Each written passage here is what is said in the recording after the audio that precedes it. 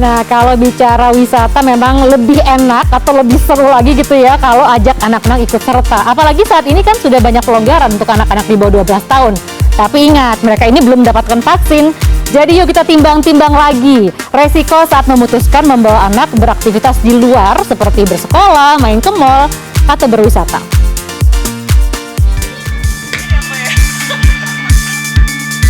Belum lama pembelajaran tatap muka terbatas diberlakukan. Sejumlah anak dikabarkan terpapar COVID-19.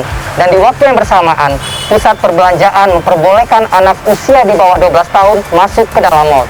Lantas, apakah saat ini sudah saatnya anak-anak dapat beraktivitas di luar rumah?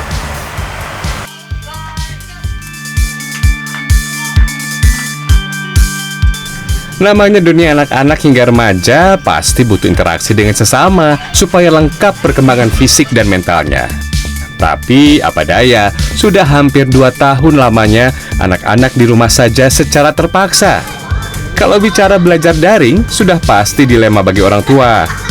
Pergi ke sekolah, tertular virus resikonya. Tapi belajar daring, orang tua juga pusing, ikut belajar bersama.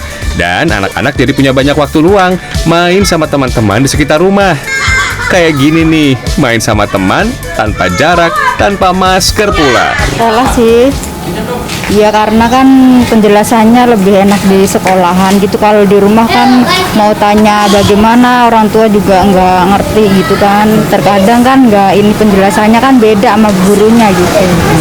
Iya. Sekolah kan itu juga nggak full sekian jam kan, cuman paling berapa jam gitu kalau tatap muka kan. Kalau di mall kan, sedangkan di mall tuh agak lama, nggak mungkin di mall tuh 1 jam atau 2 jam kan, lebih dari itu gitu. Jadi kalau untuk anak-anak sih saya kurang setuju.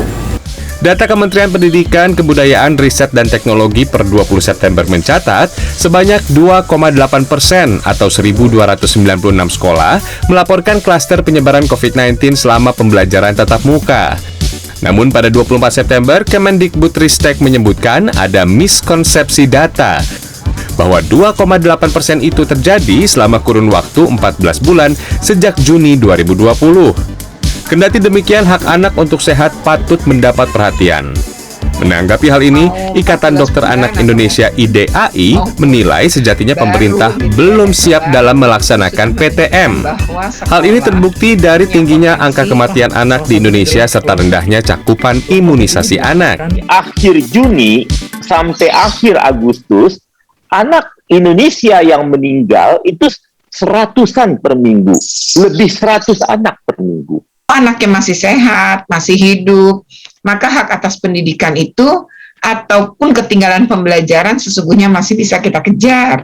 Tapi ketika anak sudah masuk sekolah, istilahnya sudah dipinterin, gitulah ya, mungkin versi banyak orang bahwa PTM seolah-olah akan menyelesaikan semua kualitas pendidikan permasalahan, padahal kan belum tentu juga tuh ya. Tapi andaikan seperti itu tercapai gitu, tapi anak itu kemudian tertular, lalu tidak tertolong, meninggal, lalu apa gunanya semua yang sudah dipinterin tadi gitu. Sebagai orang tua, marilah kita bijak mengambil keputusan. Jika memang beraktivitas di luar, ke sekolah, main ke mall, atau berwisatalah yang dibutuhkan anak, pastikan imunitas anak dalam kondisi baik. Dan pastikan pula anak dapat bertanggung jawab menjaga protokol kesehatan selama berada di luar rumah. Roni Satria, Nedi Pranedia, Jakarta.